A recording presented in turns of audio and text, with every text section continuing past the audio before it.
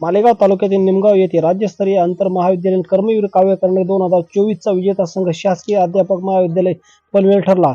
सदर कर्मवीर काव्य करंडक स्पर्धेसाठी महात्मा गांधी विद्या मंदिर संस्थेचे जनरल सेक्रेटरी माजी मंत्री प्रशांतदादा हिरे, समन्वयक डॉक्टर अपूर्वा हिरे, जनसंपर्क विभाग प्रमुख डॉक्टर संपदाता हिरे यांनी शुभेच्छा दिल्या. निमगाव येथे कर्मवीर भाऊसाहेब हिरे महाविद्यालय, सावित्रीबाई फुले पुणे विद्यापीठ पुरस्कृत ही स्पर्धा दरवर्षी थोर स्वातंत्र्य सेनानी, कुळ कायद्याचे जनक, सहकार महर्षी, शिक्षण महर्षी कर्मवीर भाऊसाहेब हिरे यांच्या जयंतीनिमित्त म्हणजे 1 मार्च रोजी घेतली जाते. यावेळी पुणे, कोल्हापूर, सोलापूर, नांदेड, बारामती, जळगाव, धुळे, औरंगाबाद, मुंबई विद्यापीठ, पनवेल, नागपूर परिक्षेत्रातील 70हून महाविद्यालय सहभाग नोंदविला. शासकीय अध्यापक महाविद्यालय पनवेल येथील प्रतीक उत्तम पवार व अविनाश कृष्णराव काठवरे यांनी उत्तम कामगिरी करत चषकावर आपले नाव कोरले. वरिष्ठ गटात वैयक्तिक 21,000 रुपयाचे प्रथम पारितोषिक ही शासकीय अध्यापक महाविद्यालय पनवेलच्या प्रतीक उत्तम पवार यांच्या पुस्तकांना न का घाबरता ही माणसे या कवितेला मिळाले. द्वितीय क्रमांकाचे पारितोषिक 15,000 रुपयांचे हर्सुल महाविद्यालयाच्या सागर सुहास महाले याच्या निसर्ग राजा या कवितेला मिळाले.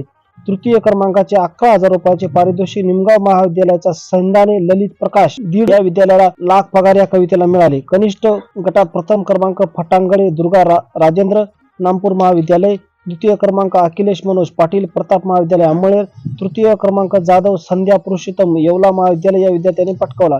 बक्षीस वितरणाच्या कार्यक्रमासाठी अकोला येथील प्रसिद्ध कवी डॉक्टर अनंत राऊत हे प्रमुख अतिथी म्हणून उपस्थित होते. अध्यक्षस्थानी डॉक्टर अपूर्वा हिरे हे होते. डॉक्टर प्रकाश शेवाळे आदी उपस्थित होते.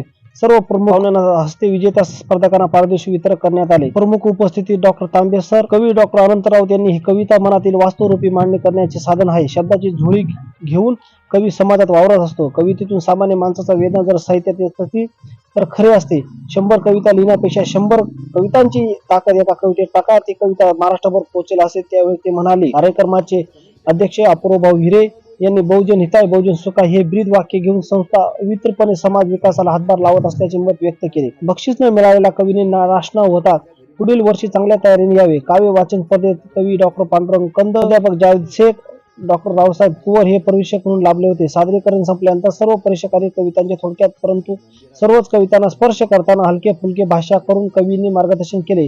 कवींनी आपली कविता लोकांना आवडते म्हणून पुन्हा पुन्हा सादर नवीन कविता रचत राहिल्या पाहिजे. सदर स्पर्धेसाठी महाविद्यालयाचे प्राचार्य उज्जैन कदम, उपप्राचार्य आर.जे. शेवाळे, परिशिक्षक डॉक्टर सुभाष, सर्व प्राध्यापक वर्ग, शिक्षक तर कर्मचारी, विद्यार्थी आदींनी विशेष परिश्रम घेतले. कार्यक्रमाचे सूत्रसंचालन डॉक्टर आर.जे. शेवाळे यांनी केले.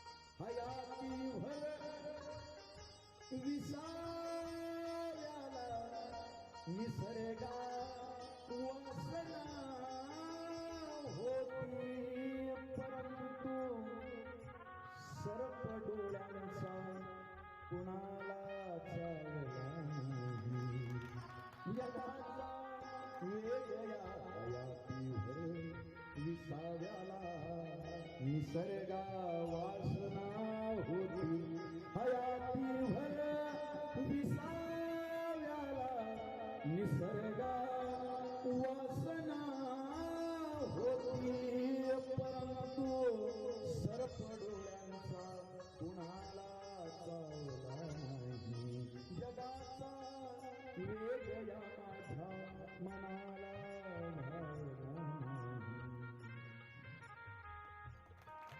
केल्यावर दिवा होऊन लखलखलो, जीवाची वाट केल्यावर दिवा होऊन लखलखलो. कोणाच्या दीप हिस्याचा घराला लावला नाही. जगाचा वेग शिताहीने जुन्या प्रस्थापितांनी टाळले मजला. शिताहीने जुन्या प्रस्थापितांनी